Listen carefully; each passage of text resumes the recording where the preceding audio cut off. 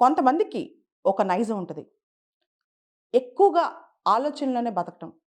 ఎక్కువగా ఆలోచించటం. ఆలోచనలో రకరకాల ఆందోళనలు, భయాలు పెట్టుకోవడం.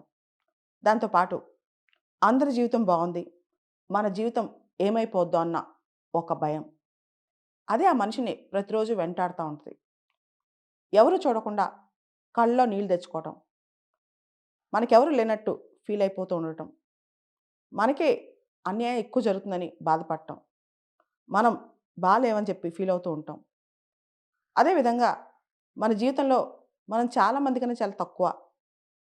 ఇతరులను చూసి కంపేర్ చేసుకుంటూ, వాళ్ళని చూడు ఎంత గొప్పగా ఉన్నారో, వాళ్ళు మనల్ని తక్కువగా చూస్తున్నారన్న నిజంగా వాళ్ళు చూసినా సరే, ఆ ఫీలింగ్ మన మనసులోకి తెచ్చుకోవడం. ఇవన్నీ కూడా అతిగా ఆలోచించడం అంటారు. ఎక్కువగా ఆలోచించడం అంటారు. కొంతమంది మనుషులు ఎక్కువగా ఆలోచిస్తుంటారు. ఇన్‌ఫాక్ట్ నేను గూడా చిన్నప్పుడు అలానే ఆలోచించేదాన్ని. దాదాపు 20 సంవత్సరాల వయసొచ్చేంత వరకు కూడా ఆలోచనలు ఇలానే ఉండేయి. నన్నందరూ తక్కువగా చూస్తున్నారనో, లేదా ఏదన్నా నా లైఫ్‌లో నాకే అన్యాయం జరిగిందనో, అలాంటి భావనలున్నాయి. ఎప్పుడైతే ఎక్కువ ఆలోచనలుంటాయో, అప్పుడు తక్కువగా పని జేస్తాం. ఇది బాగా గుర్తుపెట్టుకోవాల్సిన పాయింట్ అనమాట. మన బ్రెయిన్‌లో ఆందోళనలు, ఆలోచనలు, రకరకాల అపోహలు ఇలాంటివి ఎక్కువున్నప్పుడు తక్కువ పని జేస్తాం. ఇవన్నీ పక్కన బెట్టి, మన ఎఫిషియన్సీ మొత్తం, మన పనితీరు మొత్తం, మన వర్క్‌లోనే చూపిద్దాం అన్న భావన ఎప్పుడైతే స్టార్ట్ అవుద్దో, మిగతావన్నీ పోయి పని మాత్రమే గుర్తుంటది. నేను చెప్పాలంటే, అసలు ఆ రోజంతా గడిచిన తర్వాత, రోజెలా ఎళ్ళిపోయింది, ఈరోజు ఎలా గడిచిపోయింది అన్నంతగా పని జేయాలి. మనలాగా ఈరోజు ఎవరు పని జేయలేదు. మనలాగా ఇంత కష్టం ఎవరు పడలేదు అన్నంతగా కష్టపడాలి.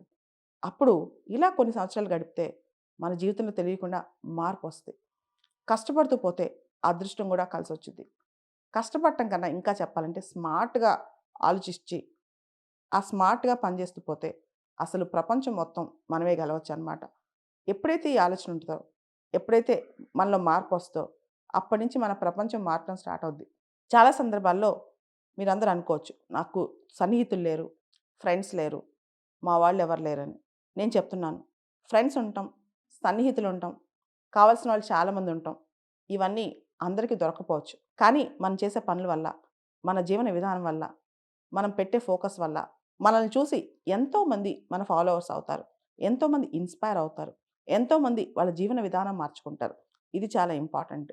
అంతేగాని ఏదో ఆందోళన మనసులో పెట్టుకొని, నాకు అన్యాయం జరిగింది ఫీల్ అవుతూ లైఫ్‌లో బాధపడుతూ పోతే గనక, ఆ క్షణాలు, ఆ రోజులు, ఆ జీవితం అలానే అయిపోద్ది. మనందరికి తెలుసు జీవితం చాలా చిన్నది. ఎంత చిన్నదంటే చూస్తూ ఉండగానే గంటలు, రోజులు, వారాలు, నెలలు, సంవత్సరాలు గడిచిపోతా ఉంటాయి. కానీ ఇలాంటప్పుడు ప్రతి గంటని ఒడిసి పట్టుకోవాలి. ప్రతి క్షణాన్ని ఆపి పట్టుకోవాలి. ఆ క్షణంలో, ఆ రోజులో మన ముద్ర వేయగలగాలి. అప్పుడు ఆటోమేటిక్‌గా ప్రపంచం మొత్తం మన చుట్టూ తిరుగుతా ఉంటదనమాట. మనం ఎప్పుడు దేన్ని, ఎవరిని చేజ్ చేయకూడదు. అన్నీ మన దగ్గరికి రావాలి. అంటే మన జీవన విధానం, మన లైఫ్ స్టైల్ మార్చుకోవాలి. మన ఆలోచన తీరు మార్చుకోవాలి. దీనికి మనం పెద్ద పెద్దగా ఆలోచించాల్సిన అవసరం లేదు. అదృష్టం కలిసి రావాల్సిన అవసరం అంతకంటే లేదు. లేదా దేవుడు దయ అలాంటివి కూడా అవసరం లేదు. మనలో మార్పొస్తే చాలనమాట. మనం జీవితాన్ని జయించగలం, ప్రపంచాన్ని జయించగలం, మనల్ని మనం జయించగలం.